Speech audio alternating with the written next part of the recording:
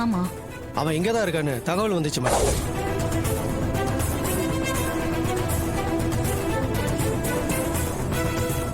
அதான் அவனை பிடிக்கிறதுக்காக வந்திருக்கோம்.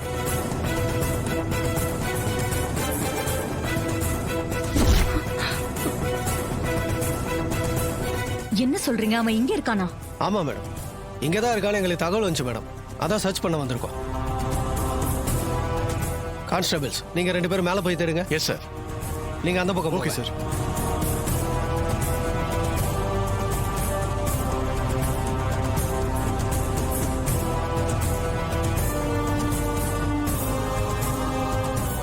ராஜா, நம்ம நவீன வீட்ல தானே இருக்க சொல்லிட்டு வந்தோம். அவர் எப்படி இங்க வந்திருப்பாரு? போலீஸ் அவர் இங்கதான் இருக்கிறதா உறுதியா சொல்றாங்க. எனக்கு அதான் புரியல. நமக்கு தெரியாம இங்க வந்திருக்கானு தெரியலையே.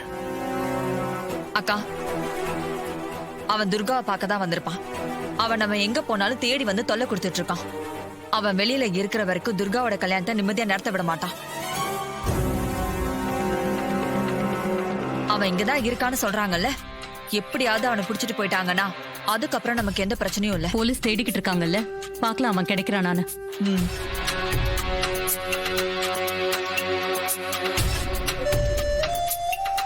என்ன மன்னிச்சிருங்க, நான் தான் நவீன புடவை செலக்ட் பண்ணி தர வர சொன்னேன்.